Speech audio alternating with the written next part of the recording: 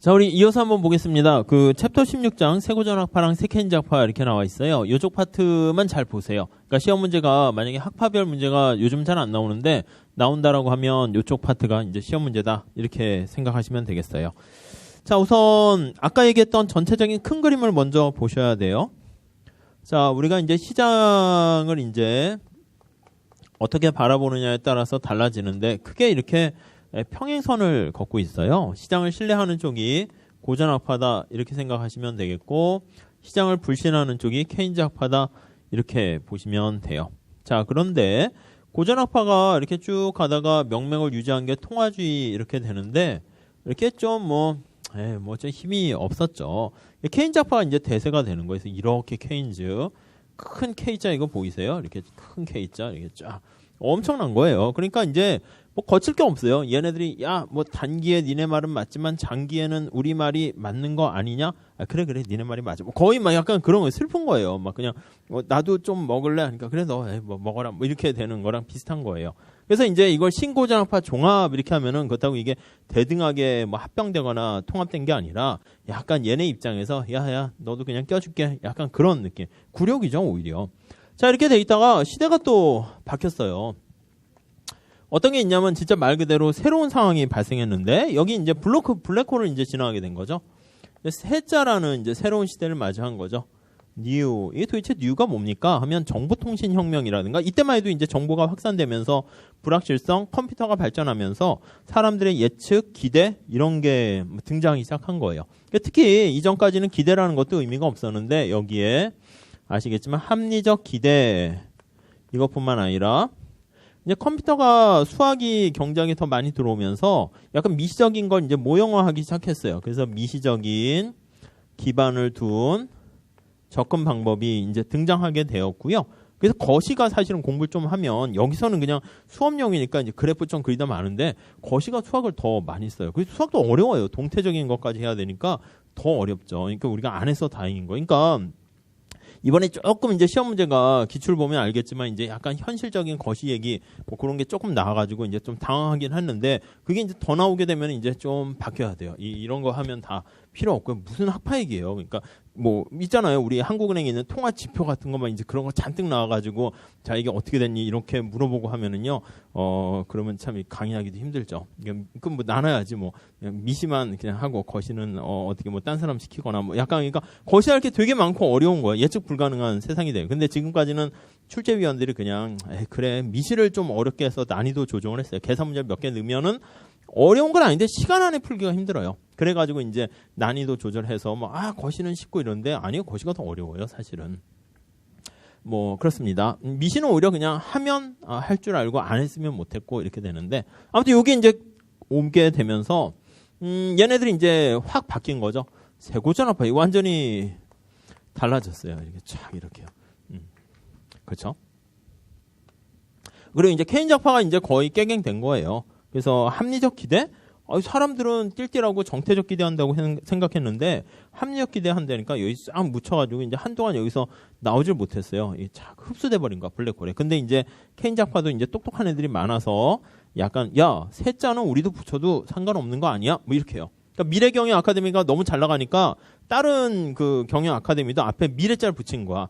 뭐 미래, 뭐 오늘 경영 아카데미, 뭐 미래, 뭐 어제 경영 아카데미, 뭐 이렇게 다 미래자를 붙이는 이 미래가 이제 보통 명사가 된 거죠. 그러니까 원래 세자는 여기 처음 등장했을 때는 우리만 쓰는 거야 해서 어떡하지 큰일 났다. 저 세자 때문에 우리 완전히 망했어 했는데 야 아니야 세자는 가만히 보니까 우리도 쓸 수 있어. 그래서 세케인작파 이렇게 해서 그냥 등장하게 돼가지고 시험 문제는 이제 요즘은 요거 두 개 싸움이다 이렇게 생각하시면 돼요. 이론적인 정합성은 얘가 훨씬 더 이제 깔끔하죠. 근데 현실에서는 좀 얘가 설명력이 역시 좀 있어서 그나마 버티고 있어요. 자, 거기 내용 좀 볼게요.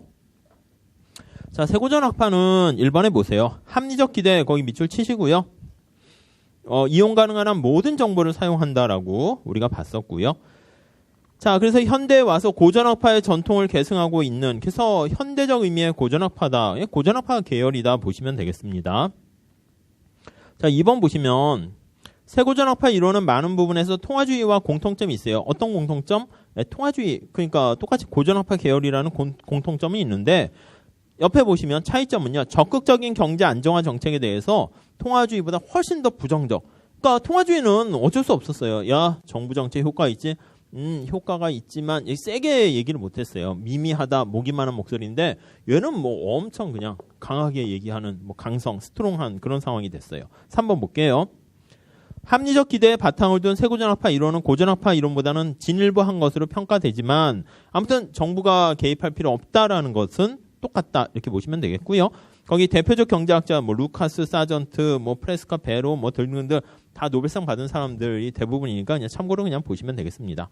자, 새 케인즈학파 볼게요. 1번에 보시면 기존의 케인즈 경제학자가 미시 경제학적 토대가 빈약하다는 세고전학파의 비판. 그러니까 세고전학파의 세가 이거예요. 케인즈한테 물어봤지. 야, 왜 가격이 경직돼 있어?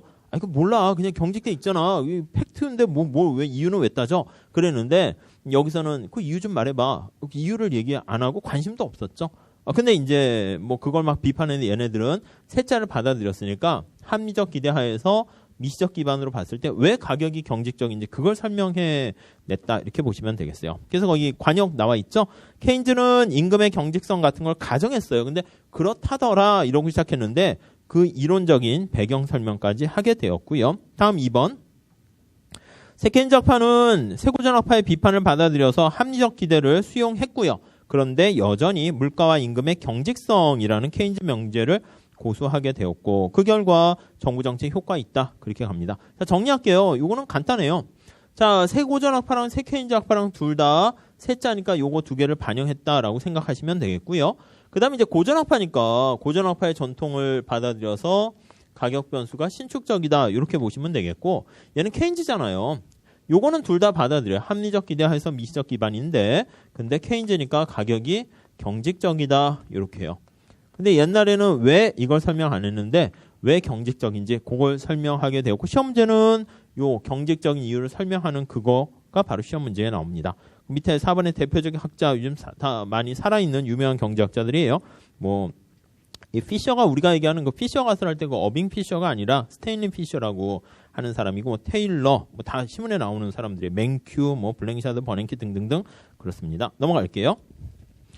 자, 주요 차이점과 비교점이 거기 표에 나와 있는데 그냥 이걸로 그냥 보시죠. 더 중요한 건 없습니다. 아셨죠? 시장 청산 여부 나와 있는데 청산됐다는 게 뭐예요? 수요 공급이 딱 맞아 떨어져 가지고 균형을 달성했다라는 거예요.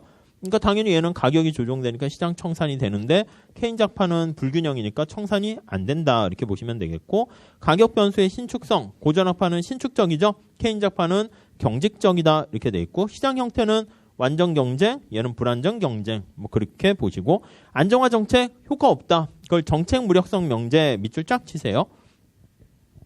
예측 가능하면 단기든 장기든 다 효과 없다 이렇게 돼요. 근데 케인즈학파는 단기에는 효과죠. 그러니까 케인즈는 무조건 장기까지는 관심 없어요. 단기에는 효과적이 있다 이렇게 보시면 되겠고 공급 중시, 수요 중시 그렇게 보시면 돼요. 공통점 뭐라고요? 합리적 기대랑 미시적 기반. 그러니까 이걸 정리하면은 뭐 이게 다예요 사실은. 그렇습니다. 그걸 막 이렇게 뭐 포장을 한 것뿐입니다. 자, 세고전학파 한번 볼게요. 자, 밑에 기본 가정 봅시다. 또 그거네. 시장 청산 균형이라는 거예요. 시장 청산 마켓이 깨끗해졌다. 미시에서 얘기했죠. 수요와 공급이 다 딱 맞아 떨어진 상태가 균형 상태고 그게 시장 청산된 상태입니다. 만약에 공급이 수요보다 많으면 어떻게 돼요? 그러면 이제 거래가 끝난 다음 장터가 마감된 다음에 공급이 10명인데 수요가 5명이면 5명은 물건을 못 파니까 장터에 남아있어요. 그렇게 남아있으니까 그거는 깨끗해지지 않은 거고요.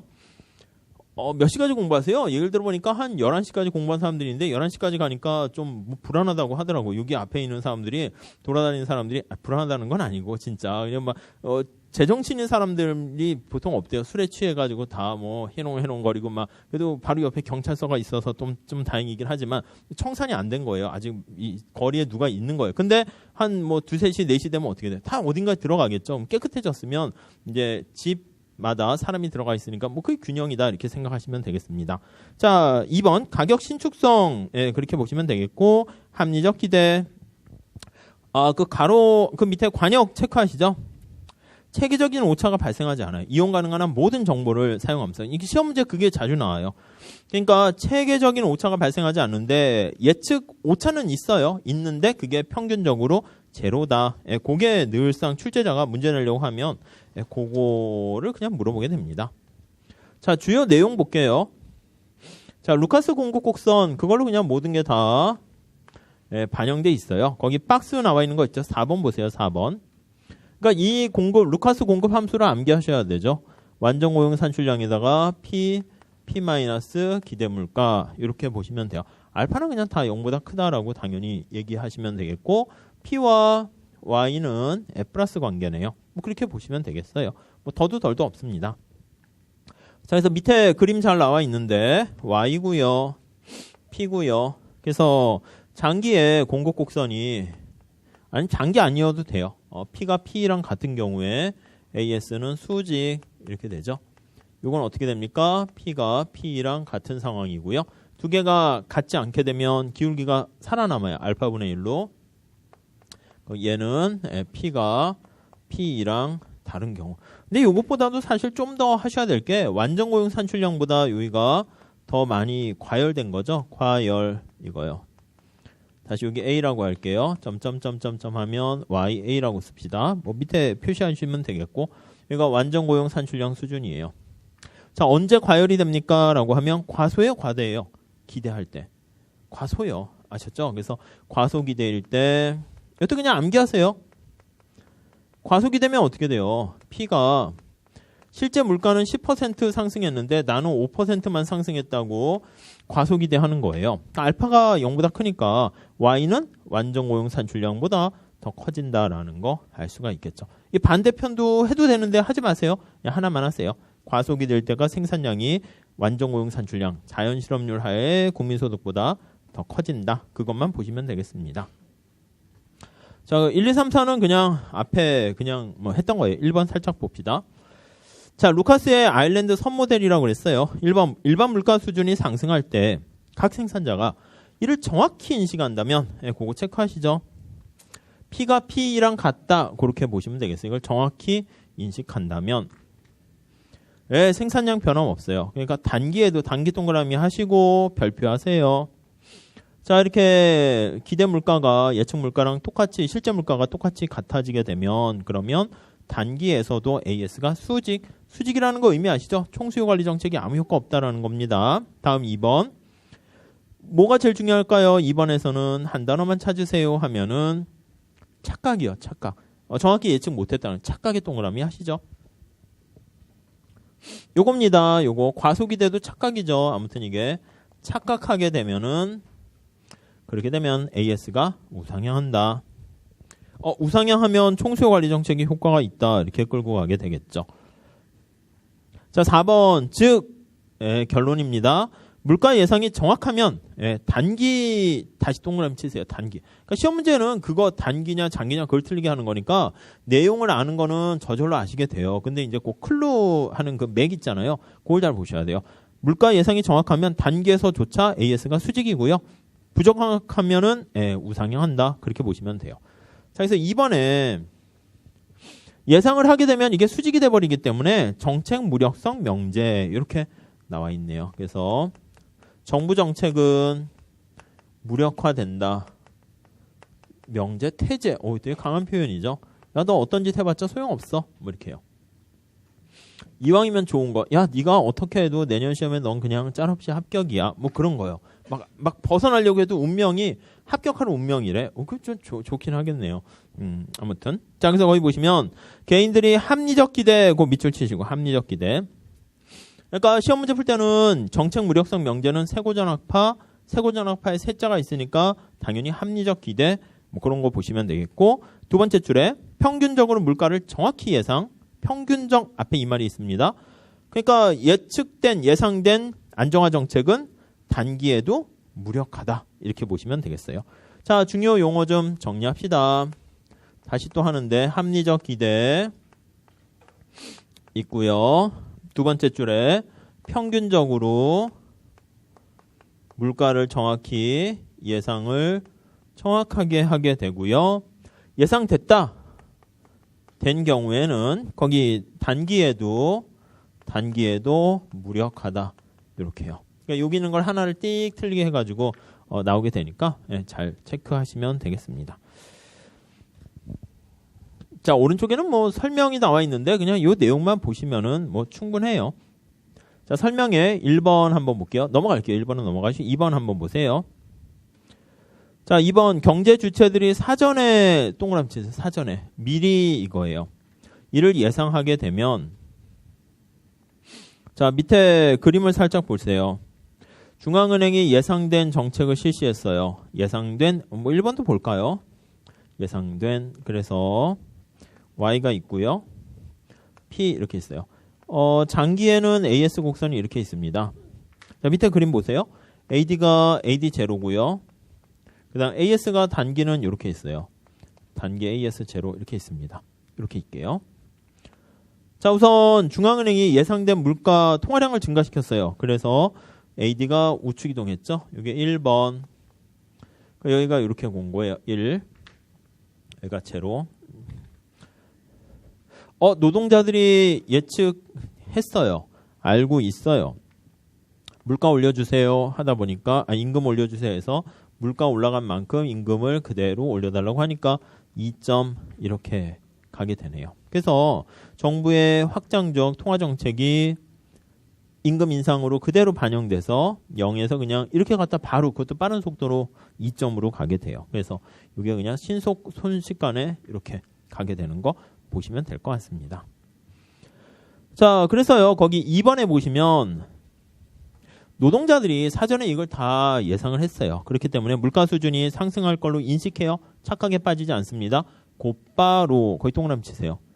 그러니까 사실 그 내용보다 그런 수식어가 더 중요할 때가 많아요. 곧바로 바로바로 명목임금 인상을 요구하고 어차피 노동자가 똑똑하다는 거를 기업들은 다 알고 있으니까 그거 그냥 수용해야죠. 뻔한 진실을 다 알고 있으니까. 그래서 3번에 명목임금이 상승하면 비용 인상이 되니까 AS가 왼쪽 하지 마시고 상방 이렇게 바꿔주세요.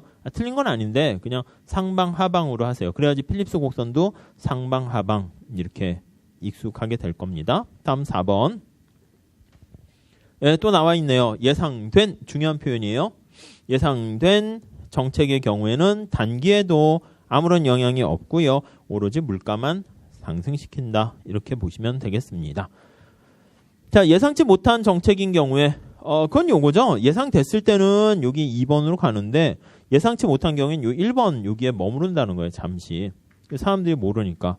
아니면은 과소 예상하게 되면은 여기요.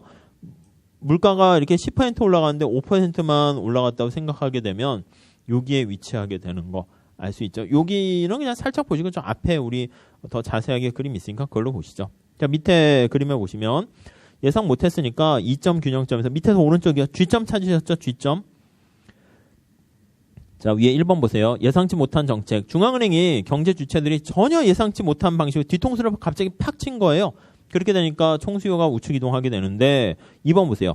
물가 수준이 여전히 피제로라고 노동자들이 인식을 하게 돼요. 그렇게 되면 임금 인상을 요구하지 않네요. 그러니까 이 사람들은 똑똑하니까 요구하는데 가만히 있는 거예요. 그러다 보니까 어이구 물가 올라갔는데 과소 예상하거나 자기가 잘 모르니까 실질 임금이 올라갔다고 생각해서 더 일을 열심히 해서 과다하게 이렇게 증가하게 되는 거 알 수가 있겠죠. G점이 이제 균형이다라는 거. 그래서 4번에 보시면 예상치 못한 그러니까 이게 세고전학파, 세케인작파는요. 세자니까 예상했느냐 예상 못했느냐 그게 중요합니다. 예상치 못한 거기 동그라미 치시고 일시적이나마 일시적으로나마 그런 표현 체크하시면 되겠습니다. 자, 문제 풀 때는 좀 간단해요. 넘어갈게요. 안정화 정책에 대한 견해 또 나와요. 그렇죠. 1번 예상된 나와 있고 2번 예상되지 못한 나와 있어요. 그거만 잘 보세요. 예상된 건 어떻게 됐다고요? 효과 없습니다. 예상되지 못한 것은 효과가 있어요. 자, 1번 볼게요. 예상된. 정책 당국에서 사전에 동그라미 치시고 사전에 공표를 했어요. 그 준칙 동그라미 치시고 일관된 동그라미 치세요. 그러니까 사전에 미리미리 이렇게 하겠다라고 다 예고했고 그거를 또 정부가 그대로 실행에 옮겼어요. 이번에 예를 들어 나와 있습니다. 자, 똑같은 얘기인데 시험 문제는 이렇게 풀어서 나옵니다. 인플레이션을 낮추기 위해서 통화량을 감소시키겠다고 발표하고 실제로 시행하는 경우 뻥치지 않는 거예요. 양치기 소년 이런 게 아닙니다. 민간의 기대 인플레이션이 낮아져가지고 아무런 비용을 들이지 않고 거의 밑줄 치세요. 아무런 비용을 들이지 않고 그러니까 희생 비율 그거 봤었잖아요. 아무런 희생 비율 없이 물가를 낮출 수도 있다. 필립스 곡선 파트에 나와 있으니까 다시 한번 보시고 예상치 못한 경우 나와 있습니다. 예상치 못한 거기 체크하시고 역시 단기적으로 거기 체크하시면 되겠습니다. 자, 단기적으로 효과를 나타낼 수 있으나 여러 가지 부작용은 뭘까요? 부작용이 효과가 있는데 공짜가 없죠. 정부 말을 안 믿어요. 그래서 거기 보니까 이번에 정부에 대한 신뢰가 감소하고 그러니까 잠깐 정부가 깜짝 쇼를 했어. 그러면 오 하고 놀라는데 그 다음부터는 약속을 어기게 되면 안 믿게 되고요. 오히려 효과가 없어져요. 그래서 경제 불확실성이 높아지는 등 바람직하지 않은 결과를 초래합니다.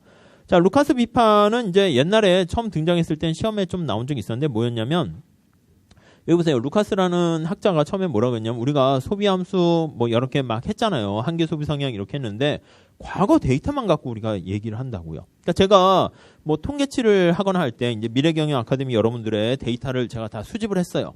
다 해가지고 뭐 나이가 몇이고 뭐 집이 어디 살고 무슨 과가 뭐고 졸업했냐 안 했냐 이렇게 쫙 해가지고 데이터에 쫙 구축을 해서 이제 거기다가 이제 사람들의 이제 합격 가능성 퍼센티지를 어떻게 뭐 모형으로 만들었다 해볼게요. 그렇게 딱 하면은 새로운 사람이 상담하러 올 때 집어넣으면은 예측 가능한 합격률을 만들 수도 있다라고 했잖아요. 근데 문제는 뭐냐면 그게 여러분들의 그 과거 데이터고요. 어떻게 보면은 아니면 여러분들만 대상으로 했을 때 보면 다 지나간 정보잖아요. 그러니까 사실은 그 중간에 어떻게 뭐가 변했는지 잘 알 수가 없잖아요. 그러니까 우리가 보통 봤을 때, 중고등학교 때 뭐 공부 잘했고 이런 사람이 대학 때도 잘했을 것이고, 대학 때 잘했으니까 앞으로도 잘할 것이다. 우리가 이제 그렇게 가늠해서 얘기하는데, 모르죠 뭐, 그 다음에 어떻게 변했는지.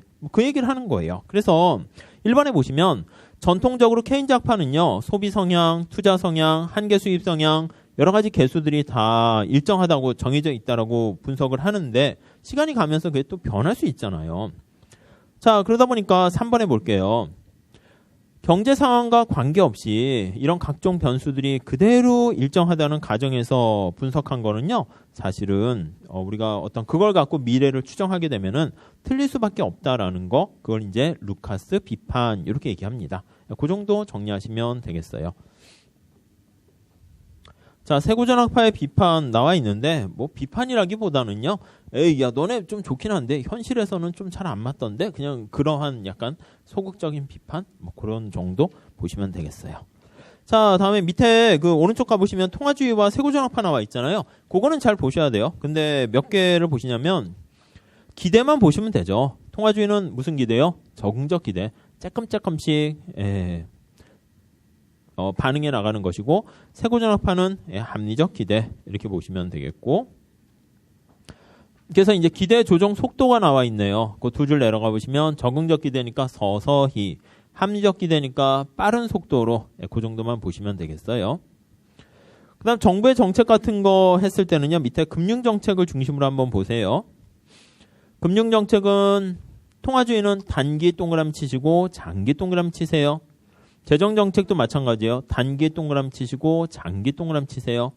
근데 세고전학파는 어떻게 되냐면 예상된 동그라미 치시고 예상되지 않은 동그라미 치세요.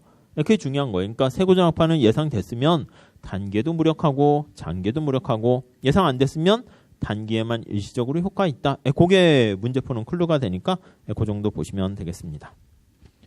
자, 세케인즈 학파요. 완전히 전성기를 누리다가 나락으로 떨어졌어요. 깨갱거려서 거의 목소리도 못 내는 그런 상황이었어요. 근데 얘네들도 이제 다시 부활하기 시작하는 거죠. 그래서 세케인즈 학파 이렇게요. 자, 우선 기본 가정 봅시다. 1번에 합리적 기대, 그건 다 받아들여요. 세자가 들어가니까. 그리고 2번에 시장 청산이 이루어지지 않는다. 그래서 비시장 청산 모형. 그러니까 균형이 안 된다는 거예요. 그래서 얘는 역시 합리적 기대랑 다시 또 강조하는데 미시적인 기반. 미시적 기반이란 건 뭐가 제일 중요한 걸까요? 최적화. 마이크로 파운디드 하면은 극대 극소. 그거라고 보시면 돼요.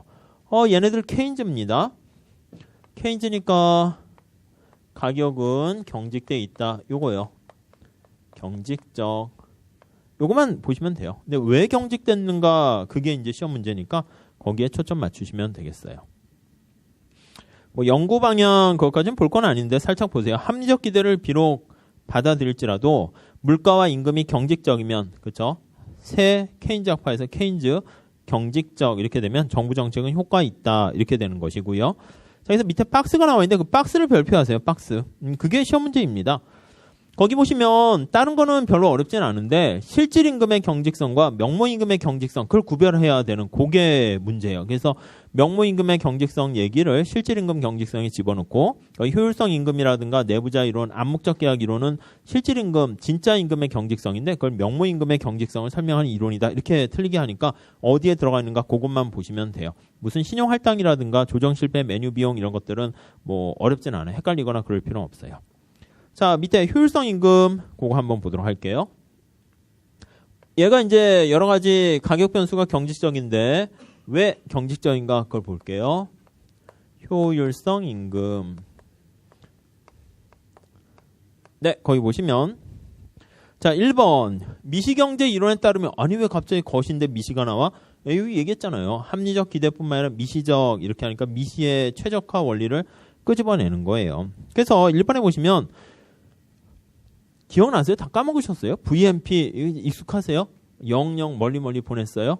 다시 한번 미시책도 다시 꺼내서 한번 가끔 보세요. 소설책 보는 거 비슷하게 아셨죠? VMPL과 그 다음에 거기 명목 임금이 똑같아질 때가 최적 이렇게 된다고요. 그래서 이제 VMP 그 V가 P 이렇게 되는 거죠. 3번만 보시면 돼요. 효율 임금에서는 실질 임금과 노동자의 노력이 상관관계에 있다고 보는 거예요. 그러니까 효율성 임금 제도는 원래는 거기 밑에 나와 있는 성과라고 할까요? 생산성이 높아야지 그에 따른 대가로 임금을 많이 이렇게 주는 게 전통적인 접근 방법이었다라고 하면 효율임금 제도는 이걸 반대로 보는 거예요. 에이 그게 아니고 돈 많이 줘봐라. 그러면은 얘가 더 열심히 일을 하지. 그냥 그거예요. 뭐 그거 인과관계가 반대 보시면 되겠고 다음 페이지 가볼게요. 자, 489페이지 가보시면 효율임금이란 그건 뭡니까? 거기 보니까 실질임금 한 단위당 노동자의 노력이 극대화. 자, 노력의 극대화. 최선을 다하는 거예요. 평균 생산성을 극대화시키는 최선을 다하는 열의를 극대화하는 거라고 보시면 돼요. 열의, 노력을 극대화하는 임금. 극대화니까 역시 또 미시적으로 접근하잖아요. 계속. 뉘앙스가 약간 미시의 최적화 그런 원리가 살살 스며들어 있다는 거 보시면 되겠어요. 그러니까 노력을 더 극대화하는 건 뭐냐면 균형 임금보다 돈을 좀 더 많이 주는 거예요. 그렇게 되면은 사람들이 더 열심히 일을 한다는 것이죠. 5번에 볼게요. 똑같습니다. 균형 임금보다 높은 효율성 임금, 그러니까 균형 임금보다 높은 임금이에요. 최선을 다하도록 만드는 임금, 생산성이 높아지므로 역시 또 이윤극대화 그런 표현 나와 있죠. 미시적 접근 나와 있고요. 자, 왜 그런가 그 네모 별표하세요. 그 이유 다 체크하셔야 돼요. 그것도 시험에 아직까지 별로 나오지는 않았는데 다 보셔야 돼요. 아니 왜 돈을 많이 주면 왜 열심히 하는데? 첫 번째는 돈이 없어가지고 맨날 전에 말씀드렸죠. 라면만 먹고 막 이렇게 하다가 돈을 많이 주니까 고기를 먹고 하니까 에너지 공급이 잘 돼가지고 수업 시간에 그게 걱정돼요. 조는 사람 있으면 제가 나중에 부를 텐데 혼내는 게 아니라 라면을 먹어서 그런가? 밥을 안 먹어서 그런가? 해서 제가 고기를 사주려고 부르는 거니까 혹시 부르면은 긴장하지 마세요. 아셨죠? 그때 일부러 졸진 마시고요. 그러니까 거의 영양 상태, 영양 모형이라고 그래요. 돈을 많이 주니까 영양 상태가 좋아져가지고 더 성과가 더 많이 난다는 거예요. 역사적으로 뭐 그런 것도 경제학자들은 하기도 해요. 그 옛날 영국을 한 100년 전의 데이터랑 이렇게 막 해보니까 북한이 생산성이 떨어지잖아요. 북한 사람들이. 그 이유가 보니까 잘 못 먹어서요. 몸무게도 덜 나가고 키도 작아지고요. 힘도 없고요. 그렇게 돼서 생산성이 떨어진다. 뭐 그렇게 연구하기도 해요. 그러니까 영국도 산업혁명 지나면서 부가 증가하면서 더 키도 커지고 몸무게도 많아지고 증가하고 그러면서 더 성과가 좋아졌다. 그런 연구도 있고요. 아무튼 근데 나오긴 그렇죠. 저개발국에 적합하다. 우리가 뭐 이렇게 하기는 좀 그렇다 얘기하네요. 다음 두 번째. 태업 방지. 태업이 이제 나태하지 않게 되는 거죠. 거기 보니까 도덕적 해이가 줄어드네요. 그래서 도덕적 해이가 나태해지는 거예요. 나태. 이게 줄어드는 거네요. 태업이라는 셔킹이라는 표현을 쓰는데 다음에 역선택. 그러니까 역선택과 도덕적 해이가 다 여기 들어가요. 정보경제학에서도 그래서 얘기합니다. 아니 돈을 많이 주니까 똑똑한 애들이 이제 더 많이 이 회사를 지원하게 되는 것이죠. 역선택 밑줄 치시면 될 것 같고요. 도덕적 해이가 줄어드는 것뿐만 아니라 거기 4번도 똑같은 얘기예요. 도덕적 해이 감소하는 거랑 이직률이 떨어져요. 아니 늘상 회사에 일을 하면서 뭐야 이 회사 나를 인간답게 취급 안 하고 나의 성과를 제대로 인정 안 해주니까 언제든지 기회만 나면 뭐 스카우트 할 만한 다른 데 이직할 만한 회사가 뭐가 있나 공고 그것만 찾게 되는데 딴 데보다 돈을 더 많이 주면 내가 여기가 제일 좋은데 안 잘리고 여기 있는 게 제일 낫죠. 그러니까 더 열심히 일을 하게 된다. 이렇게 보시면 돼요. 이게 은근히 가끔 문제 나오니까 좀 체크하시고요. 자, 그래서 7번 보시면 일반적으로 효율임금은 균형임금보다 높은 임금이네요. 그러니까 밑에 그림 보면 어떻게 돼요? W0라는 균형임금보다 더 높아지니까 비자발적 실업이 생긴다. 약간 케인즈 메커니즘과 똑같은 결과를 초래하게 되는 것이죠. 그러니까 임금이 하방 경직성, 어떤 임금? 실질임금이라고 생각하시면 되겠어요. 네, 넘어갈게요. 자, 하나만 더 정리하면 요거요. 실질임금입니다. 실질임금의 경직성 요거요. 앞에 나와 있는 표 있죠? 그거에 초점 맞추면 되겠어요. 자, 다음에 내부자 외부자 이론 이렇게 나와 있어요. 인사이더 아웃사이더 이론인데 내부자 외부자 여기 회사가 이렇게 있습니다. 기업이 이렇게 있는데 사측 회사 측이 여기 딱 있고요. 여기 노동자들이 이렇게 있어요. 노동자들이 어떻게 합니까? 1대1로 협상을 하게 되면 힘이 약하니까 같이 이제 노조를 형성해서요. 담합을 하는 거죠. 그렇게 해서 사측과 같이 협상을 벌이는 거예요. 자, 그래서 이렇게 회사에 취업해서 노조에 가입한 사람들을요. 우리가 내부자다 이렇게 얘기하고요. 근데 노조가 이제 보통 보면은 전체 노조원들의 복리와 이걸 생각하지 이제 밖에 있는 실업자나 이런 사람들은 신경 안 쓴다고요, 당연히. 그러니까 이 밖에 있는 사람, 취업하지 못하고 실업 상태에 빠져 있는 사람들을 외부자 이렇게 얘기를 합니다. 자, 그래서 내부자들 입장에서 회사에 요구를 하는 거예요. 야, 밖에 경기가 안 좋고 실업이 만연돼 있으니까 임금을 좀 삭감하겠다. 싫다. 그럼 우리 한꺼번에 나가겠다. 한꺼번에 나가면 이제 회사가 마비되니까 알았다. 그러면 뭐 어느 정도 인상은 뭐 많이 못하겠지만 조금은 떨어뜨리지는 않겠다. 이렇게 이제 협상을 하게 돼서 임금이 사실 떨어져야 되는데 역시 얘네들 의사결정 전혀 반영이 안 되고 얘네들은 만약에 저는 1년에 뭐 한 1,500만 원 받아도 일을 할 생각이 있습니다 하는데 여기 있는 사람들이 야 그런 게 어딨어 무조건 우리는 4천만 원은 받아야 돼 이렇게 얘기하면은 사실은 낮아지지 못한 역시 똑같아요. 실질임금의 경직성을 설명한다 이렇게 보시면 돼요. 그러니까 내부자가 뭐고 외부자가 뭔가 그걸 보시면 돼요. 1번에 보세요. 인사이더라는 것은 현재 고용되어 있는 노동자 거기까지 체크하시면 되겠어요. 주로 이제 승용공, 특수한 기능을 가진 노동자들 보시면 되겠고 외부자는 실직 상태에 있는 노동자, 그러니까 실업자다 이렇게 보시면 되겠습니다. 그래서 뭐 내용까지는 볼 건 아닙니다. 그래서 1번에 보시면 내부자가 여기 외부자들 신경을 안 써요. 관심이 없어요. 임금 협상할 때 자기만 신경을 쓰게 되는 거니까 맨 마지막에 5번 한번 볼게요. 그래서 실업률의 이력 상태. 그러니까 얘네들은 한 번 취업을 못했잖아요. 자꾸 뭔가 가서 경험과 경륜을 쌓아야 되는데 그런 기회 자체를 얻지 못하니까 아까 잠깐 다음인가 거기 기사를 봤더니 20, 30대 청년들이 지금 역대 최대로 한 번도 직장을 가져보지 못한 그러니까 회사에 취업해 본 적이 없는 청년들이 너무 많대요. 그러니까 걔네들은 계속 만약에 취업을 한 번도 못 해보면은 자꾸 졸업을 하고 나이는 먹어가는데 어디 취업하려면 너 그동안 뭐 했어? 그러면 그냥 뭐 집에 있었는데 이래버리면 또 더 잘리게 될 그러니까 한 번 이렇게 낙인되는 뭐 그게 이제 이력 가설 보시면 될 거고요. 아무튼 여기서 중요한 건 내부자 외부자도 실질임금 경직성을 설명하기 위한 모형이다 이렇게 보시면 되겠어요. 다음에 암묵적 계약 이론 한번 볼게요. 제목만 잘 보시면 돼요. 여기는 암묵적 계약 이론. 그러니까 이게 이제 만약에 2차 시험이나 무슨 뭐 주관식 시험이다라고 하면 경제학이다라고 하면 이걸 하나하나 설명하고 또 그래프를 그려서 하거나 막 이렇게 해서 설명해야 되는데 우리는 거기까지 할 필요는 없어요. 그래서 카테고리만 잘 이렇게 정리하시면 되겠습니다. 자, 1번에 보시면 노동자와 기업의 위험에 대한 태도가 다르다는 위험에 대한 태도. 근데 2번에 보세요. 노동자랑 기업 중에서 누가 더 위험을 싫어할까요? 노동자가 힘이 개개인들이기 때문에 좀 더 위험 기피적이에요. 그래서 노동자들은 위험 기피적이므로 노동자가 더 위험에 대해서 기피적이다. 이렇게 보시면 되겠어요. 그러니까 기업도 위험 기피자죠. 근데 노동자가 더 위험 기피적이기 때문에 자, 그래서 거기 2번에 거기 보시면 확실한 돈 받는 걸 더 좋아하는 거예요. 성과급 이런 거보다는 잘 될 수도 있지만 잘 안 됐을 때가 더 리스크가 커서 불확실성의 선택과 비슷하죠. 그래서 평균 임금을 좀 깎아줘도요, 고용의 안정성을 뭐 보장해 준다거나 하게 되면은 그럼 노동자들이 그걸 받아들이게 되네요. 네, 그렇게 정리하시면 되겠어요. 자, 뭐 2번 기업 측은 노동자보다 덜 위험 기피적이며, 그렇게 뭐 위험 기피적 이런 표현 나오면 암묵적 계약 이론 보시면 되겠고. 자, 그래서 뭐 그 정도 정리하시면 될 것 같고요. 넘어갈게요.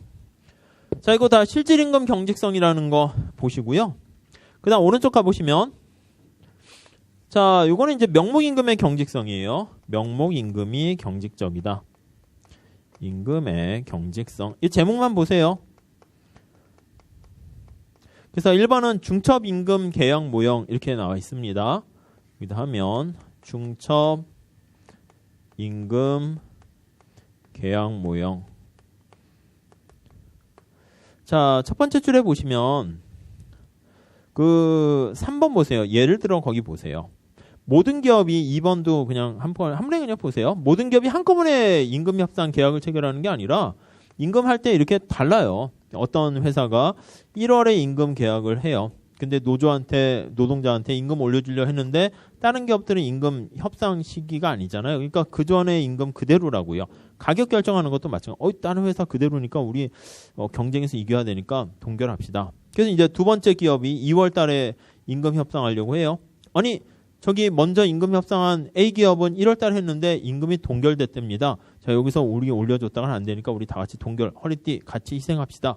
3월 달에 하는데도 마찬가지고요. 그러니까 이게 동시에 하는 게 아니라 중첩돼 있으니까 자기만 올릴 수 없잖아요. 그러다 보니까 약간 임금이 경직돼 있는 경우가 많더라라는 걸 중첩 임금 계약 이렇게 보시면 되겠어요. 자, 그래서 5번에 뭐 시차를 두고 임금 협상이 이루어지면서 그때 끝에 가보세요. 끝에 점진적 슬러기시라는 말이 있죠. 그러니까 서서히 움직이게 된다. 뭐 경직적이라는 말과 똑같죠. 그래서 경제 전체적인 상호 의존성이라는 말 나와 있습니다. 그래서 상호 의존, 다른 기업을 생각하는 거예요. 약간 그러니까 게임 이론의 과점 모형 그거랑 비슷하게 얘기를 끌고 가게 되는 것이죠. 다음에 장기 임금 계약 이론 이렇게요. 자, 또 하나는 장기 임금 계약. 자, 이거는 명목임금이라고 보시면 돼요. 그러니까 명목임금보다는 저 실질임금을 잘 좀 봐두세요. 시험 문제에 나온다라고 하면 케인작파보다는 고전학파가 더 많이 나와요. 루카스 공고 곡선이 더 중요하니까. 그리고 이게 나오게 되면 이쪽에 실질임금 경직선 이 3개 정도만 보시면 될 것 같습니다. 그래서 문제는 뭐 이렇게 나오면 되니까요. 내부자 외부자 이론에 따르면 어쩌고 저쩌고 해서 명목임금이 경직적이라는 걸 설명한다. 그럼 띵 실질이에요. 자, 밑에 장기임금 계약 거기 보시면 1번에 노동자나 기업이 새로운 고용을 하고 채용했다 해고하고 이런 데도요. 비용이 많이 들어요. 사실 한번 정규직으로 누굴 뽑았다라고 하면 조정하는 비용이라 그러는데 해고할 때 비용이 많이 들고 쉽게 해고를 못하게 하니까 뽑기 전에 고민을 되게 많이 하는 것이죠. 그래가지고 거기 보시면 2번 노동자와 기업주는 장기 임금 계약을 통해 가지고 안정적인 고용 관계를 유지하려는 그러다 보니까 임금의 경직성을 유발하게 된다. 이렇게 정리하시면 되겠어요. 자, 그 정도 보시고요. 다음 페이지 가볼게요. 자, 492페이지는 제목만 보세요. 메뉴 비용 이론 우리가 전에 좀 봤는데 메뉴판을 가는데 들어가는 비용이라고 생각하시면 되겠어요. 그래서 메뉴 비용. 그래서 뭐 인플레이션 할 때 봤었어요. 자, 1번에 보시면 기업들이 재화 가격을 조정하는데 들어가는 비용으로서 가격표를 붙이는 비용, 카탈로그, 인쇄 비용, 홍보 비용들 같은 게 포함되고요. 자, 2번에 불안정 경쟁 기업 그거 하나 밑줄 치세요. 완전 경쟁 아닙니다. 우리가 이제 거시경제학에서는 이것도 이제 맨큐의 모델로 설명하긴 하는데 사실은 우리가 그래프 갖고 할 건 아니에요. 우리 교재에도 빠져 있는데 당연히 완전 경쟁 시장에 모형을 하면 안 되죠. 불안정 경쟁해야죠. 완전 경쟁은 이제 고전학파 이렇게 되니까. 그래서 불안정 경쟁 기업의 경우에 블러블러 해가지고 자 3번 그거 하나 밑줄 치세요. 메뉴 비용이 그리 크지 않더라도 그 정도까지만 체크하세요. 그러니까 개인 기업 입장에서 봤을 때 음식점으로 봤을 때는 메뉴판 가는데 비용은 사실 소소해요. 약간 귀찮고 약간 미미하지만 그게 약간 총수요 외부성이라는 표현을 쓰게 되는데 그게 국가 전 사회 전체적으로 봤을 때 큰 효과를 미치게 된다. 그런 거. 그래서 메뉴 비용이 크지 않다. 그거만 잘 체크하세요. 자, 그렇게 보시면 될 것 같고요. 다음에 그러니까 옛날에 뭐 메뉴 비용이 크므로 그런 것도 나온 적이 있었는데 조금 약간 문제가 그렇긴 하죠. 다음 중첩 가격 설정. 이거랑 비슷해요. 이거. 가격을 설정하는데 이렇게 한 번에 가격을 바꾸는 게 아니라 이렇게 중첩돼서 결정하다 보니까 상호 의존성에서 가격 경직성이 일어날 가능성이 있다. 아무튼 중첩 임금은 명목 임금 경직성이고 중첩 가격은 가격의 경직성을 의미한다. 이렇게 보시면 되겠어요. 다음 조정 실패. 이것도요. 조정하는데 약간 이거랑 비슷한 거예요. 상호 의존적인 성격에 의해서 게임 이론 가지고 설명하기도 하는데 거기 보시면 균형 상태가 두 개가 나오는데 제대로 바람직한 균형으로 가지 못하는 그런 결과를 초래할 수가 있어요. 그래서 가격이 경직적인 뭐 그렇게 합니다. 뭐 뒤에 뭐 나오기도 하는데 그냥 넘어가도록 할게요. 다음에 이자율의 경직성, 신용할당, 뭐 정보 비대칭성 그거 생각하시면 돼요. 신용할당. 자, 우선 첫 번째 줄에 볼까요? 이 미시 파트, 정보경제학 파트에 있는 거 그대로 카피해서 가져왔어요. 이자율이 상승하게 되면 어떻게 됩니까? 라고 하면 돈을 많이 가지고 있는 사람이 있어요. 누구한테 돈을 빌려주지? 할 때 얘기했습니다.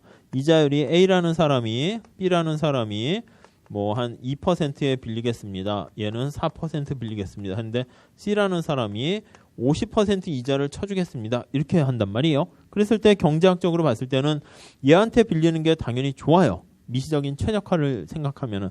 근데 얘한테 빌리는 게 오히려 원금을 그러니까 위험한 데 투자해서 파산될 가능성이 있으니까 이게 합리적인 게 아니라 차라리 믿을 만한 애한테 돈을 신용이 돈이라고 보시면 돼요. 유동성이라고 보시면 돼요. 그거를 할당해 주는 게 훨씬 더 낫다. 그러니까 원래는 수요가 많을 때는 이렇게 이자율이 올라가야 되는데 그렇지 못하는 경우가 발생한다. 이렇게 보시면 되겠습니다. 자, 아무튼 4번만 별표하세요. 4번만.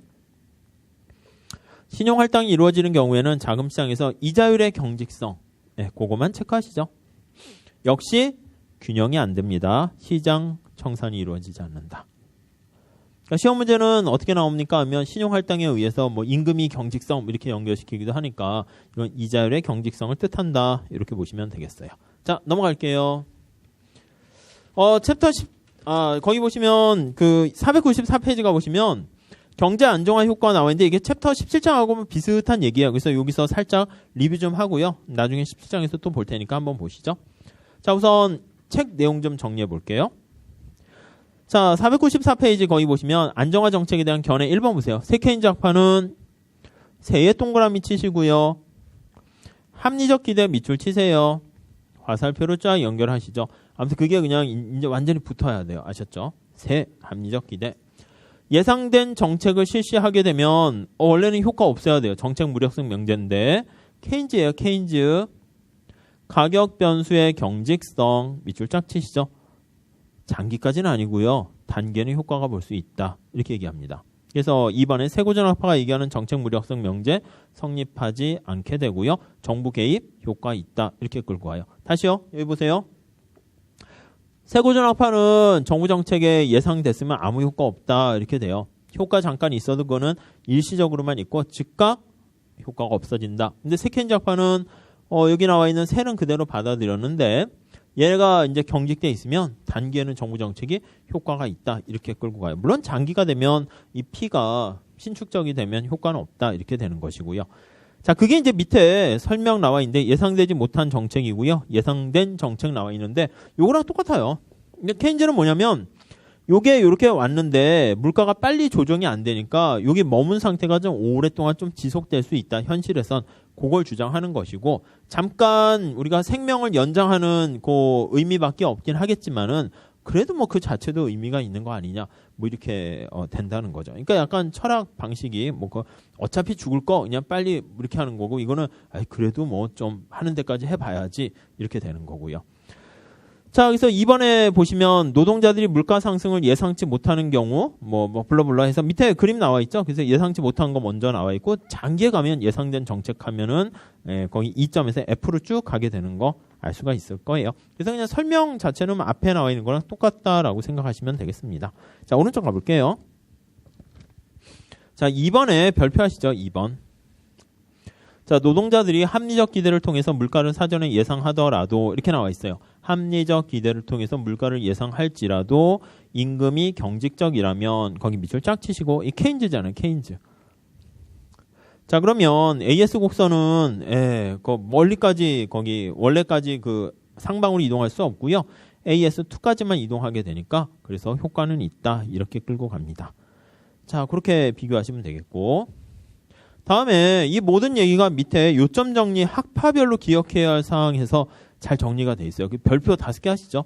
그러니까 웬만하면 제가 표는 보지 마세요 하는데 그냥 뭐 요 정도 표는 보셔도 돼요. 지금 당장은 안 보셔도 되지만 나중에 객관식 할 때 다시 볼 거예요. 살짝만 체크해 볼게요.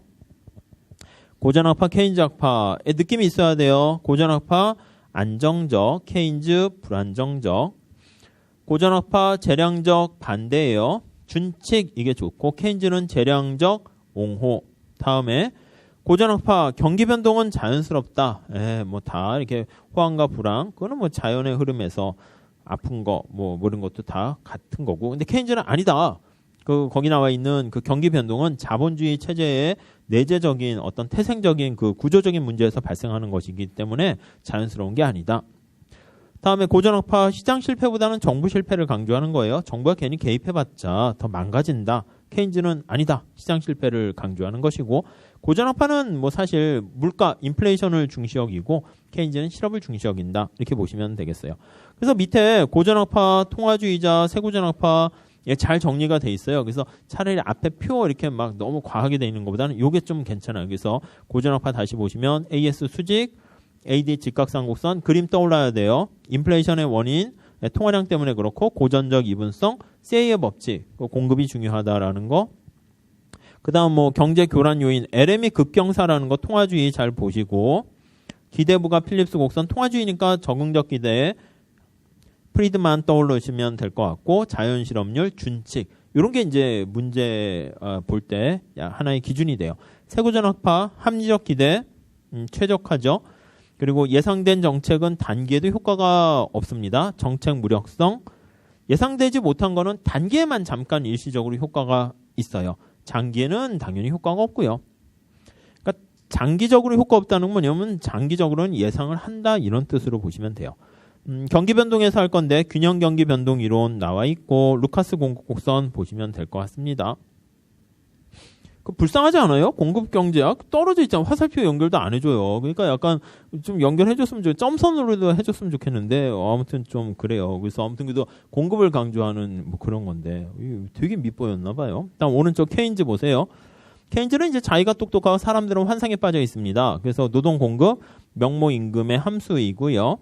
실질 임금의 함수다라고 하면은 왼쪽 고전학파 보면 노동자들이 똑똑한 건데 명목 임금의 함수고 하방 경직적이네요. 착각, 환상 맞고요.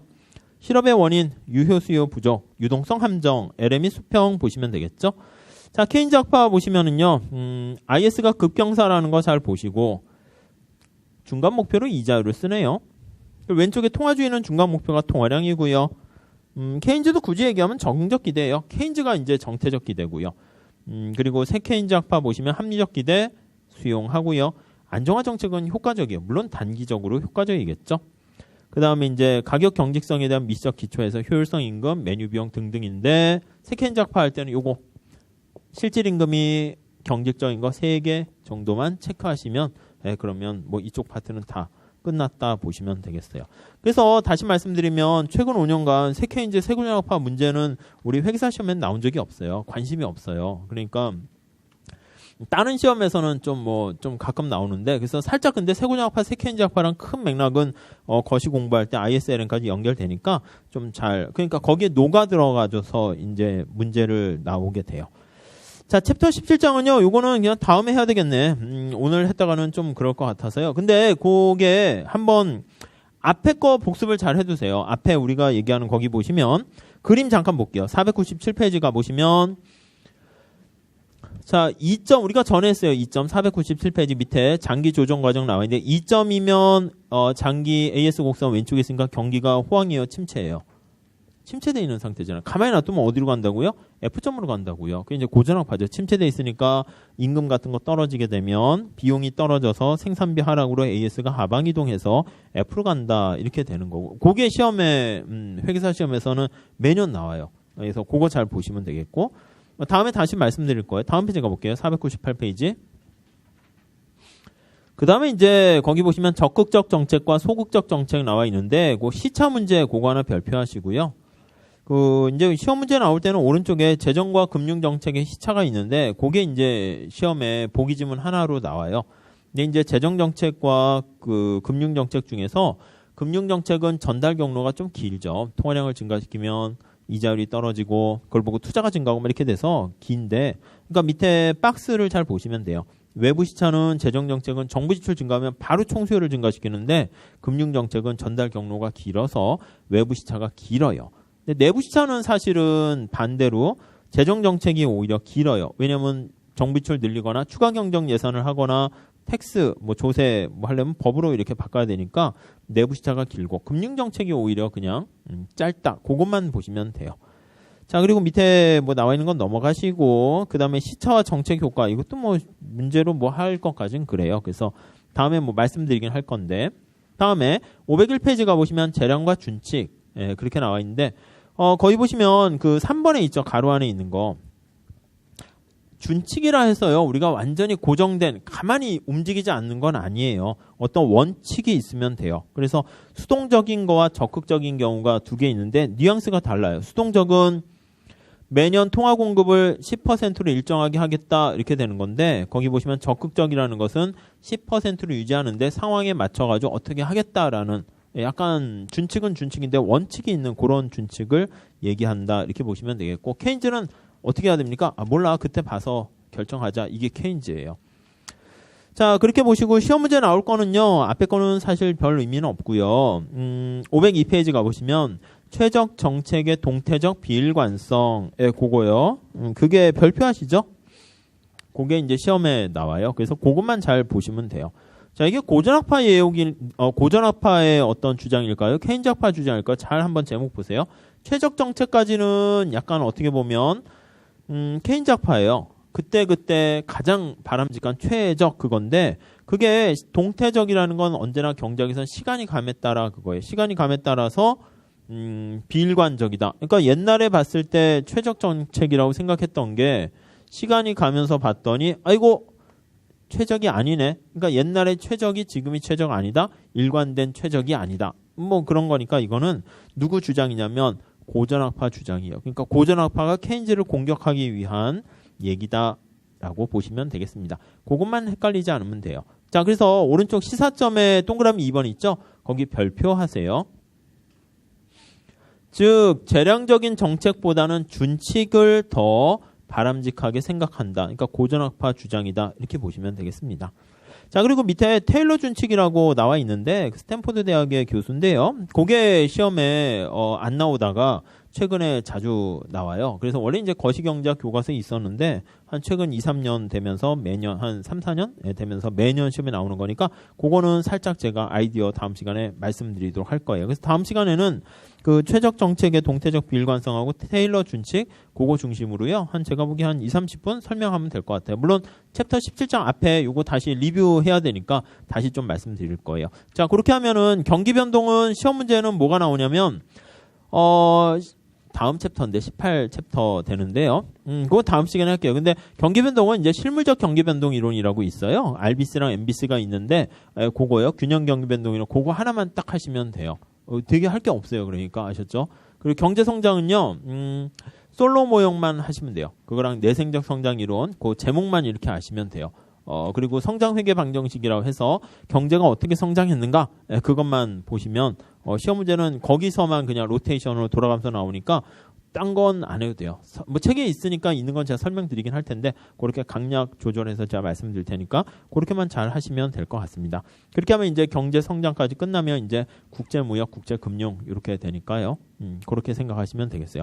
거의 막바지까지 다 왔어요. 그래서 제가 이제 욕심을 탁 내면 오늘 같은 날 그냥 주말이니까 계속 합시다 해서 저녁 한 10시까지 하면 이게 다 끝낼 수 있는데 그렇게 끝내는 게 뭐 무슨 의미가 있을까 하는 생각이 들어가지고요. 그냥 조금씩 이렇게 해서 하는 거니까 자꾸 앞에 거 좀 얘기하면서 하는 거니까 여러분도 진도 많이 나가지 않죠. 그러니까 경영학은 그냥 복습 안 하셔도 되는 거 아시죠? 그냥 수업만 빠지지 말고 드세요. 그래서 수업만 빠지지 말고 들으신 다음에 책에다가 밑줄 표시만 잘 해주세요. 그게 강의 선생님께서 이렇게 이런 거 얘기해주면 저런 얘기가 있었구나 이렇게 끄덕끄덕 하신 다음에 막판에 몰아가지고 또 다시 암기하셔야 되니까 밑줄이 없으면 완전히 이거는 그냥 눈으로만 이렇게 쭉 보시면 안 되고 뭐가 중요한가 밑줄 쳐놓고 그냥 뭐 그런 것만 잘 해놓으시면 나중에 다시 그냥 암기하셔야 돼요. 그러니까 경작이 중요한 거죠. 그래서 경작은 그러니까 식사하시고 다시 또 경작을 또 보시고 대화하실 때도 야 너는 고전학파가 좋아, 케인즈학파가 좋아, 뭐 케인지안이냐 고전학파냐 뭐 이런 거 얘기를 한다던가 야 너는 시각이 근시안적이냐 내년이 중요하냐 아니면 먼 미래에 그게 중요하냐 뭐 그런 것들 차라리 더 하시는 게 더 중요합니다. 그럼 이제 대화가 더 나가서 야 너는 IS가 가파르냐 완만하냐 그것만 딱 알면은 케인즈학파인지 고전학파인지 그것까지 왜 물어봐? 이렇게 되면 안 되는 거죠. 거의 그래가지고 거기에 초점 맞추시면 되겠어요. 그래서 이게 거시가 미시보다 저는 중요하다고 봐요. 왜냐하면 거시를 약간 앞에 뭐 GDP 이런 거 하다 한운동 만운동 순수하다 말게 되면은요 말짱 도루묵이야. 아무것도 그냥 안 한 거랑 똑같아요. 그러니까 지금 하실 때 대충 고전학파, 케인즈학파 그러니까 다시 ISLM 다시 보셔야 돼요. 그래서 왜 가파르고 왜 완만하고 그다음 화폐 수요 공식 그거 보시고 통화 승수 뭐 이런 거 자꾸 좀 보셔가지고 그 체계만 딱 잡으면은 거시는 할 건 없어요. 그게 다예요. 그다음 문제 몇 개 풀어보시면 돼요. 그러니까 미시는 까먹으셔도 돼요. 그때 다시 해가지고 계산 문제 좀 풀고 뭐 방학 때 뭐 계산 문제 특강 같은 거 좀 하게 되면 그거 좀 하시고 그렇게 하면 되니까 지금 제일 중요한 게 무슨 과목이라고요? 경제요, 경제. 경영 아니에요. 세법도 아니에요. 세법도 역시 밑줄만 그냥 쳐놓으세요. 잘. 어차피 까먹어요. 양이 많아가지고. 그러니까 경제만 하세요. 경제 아셨죠? 오늘 여기까지 할게요. 자, 다음 시간에 우리 투표하는 날 하는 거 아시죠? 근데 5위 할 거니까 그때 할게요. 수고하셨습니다. 네.